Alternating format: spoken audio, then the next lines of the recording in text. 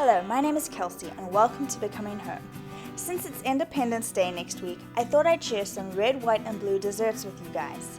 These patriotic and colorful desserts will make a wonderful addition to your 4th of July celebrations. And beyond that, they're not too heavy for the summertime heat. So let's get started. First, take 4 eggs out of the fridge and put them in a bowl of warm water. Egg whites whip up much better when they're at room temperature. Next, find a bowl that measures roughly 9 inches and trace the diameter onto a sheet of parchment paper.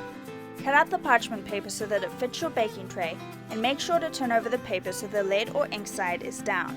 Measure out 1 1/4 cups of sugar. Use caster sugar if you have it, otherwise you can just use regular sugar like I did. Once your eggs are lukewarm, separate the yolks from the whites.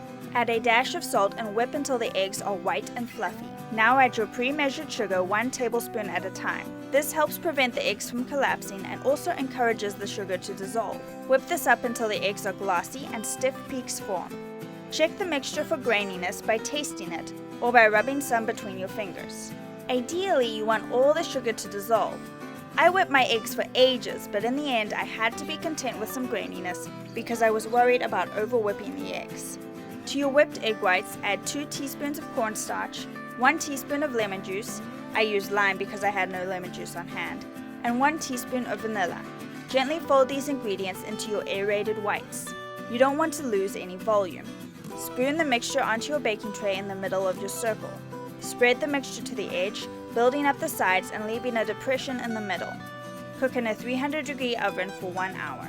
Once the hour is up, turn off your oven, crack open the door and let your meringue shell cool down slowly for an hour or even overnight. After an hour, let the shell cool down completely on a wire rack. Unlike eggs, cream whips up best when it's cold, so measure out 2 cups of whipping cream and stick it in the fridge or freezer to cool down. For even better results, you can also put your mixing bowl and whisk in the fridge. While the cream is cooling, prepare your fruit. I have strawberries, blueberries, and cherries. You can top your pavlova with any fruit you desire, but since this is an Independence Day dessert, I'm using red and blue. I'm slicing the strawberries in half and halving and de-stoning the cherries. While I slice the fruit, let me admit that this is the first time I've made or tasted pavlova. Although my meringue had some cracking issues, it tasted great and there was no grainy sugar once it had baked. It also tasted much better than I expected it to. I thought that the meringue would be too sweet and overpower everything else. But because the cream is not too sweet and the fruit is sort of tart, it balances perfectly. I also expected the texture to be a little weird. I mean, smooth whipped cream and then crunchy meringue? Not sure about that.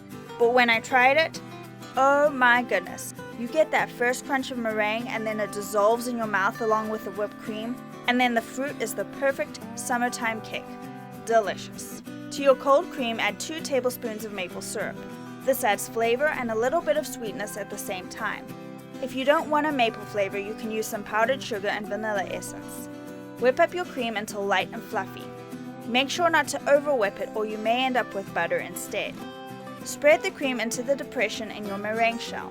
Then decorate the top with your fresh fruit. Here's where you can get creative with your design. You could even be really patriotic and arrange your fruit into a flag.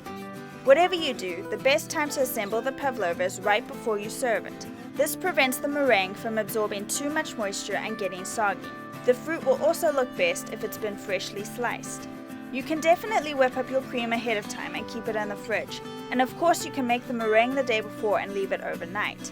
Then it's just a matter of slicing the fruit, filling the shell and decorating the top. And voila! You have a wonderful red, white and blue dessert to serve your guests. And like I said earlier, it's not too heavy, so it's a refreshing dessert to eat when it's hot out.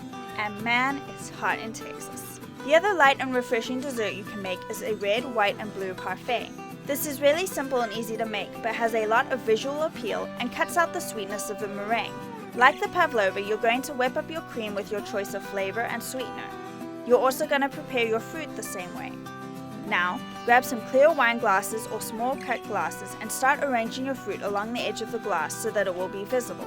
I loaded a Ziploc bag with the cream to construct a makeshift piping bag by cutting off one corner. This method will cut down on the mess and will make it easier to hold the fruit in place while you add the cream. An easier way to decorate your parfait cups is to place the fruit in layers along with the whipped cream. Either way is visually appealing and makes for a fun 4th of July dessert. I hope you guys enjoyed this video and that it's inspired you to make red, white, and blue 4th of July desserts next week. I know that when it's really hot outside, I don't want to eat anything too sweet or too heavy, but I could definitely go for one of these light and delicious desserts. If you like my content, please consider giving this video a thumbs up and subscribing to my channel. Check out some of my other playlists here. If you do make one of these desserts, post a picture in the comments. I'd love to see them. Thanks to everybody out there watching my videos, and cheers for now.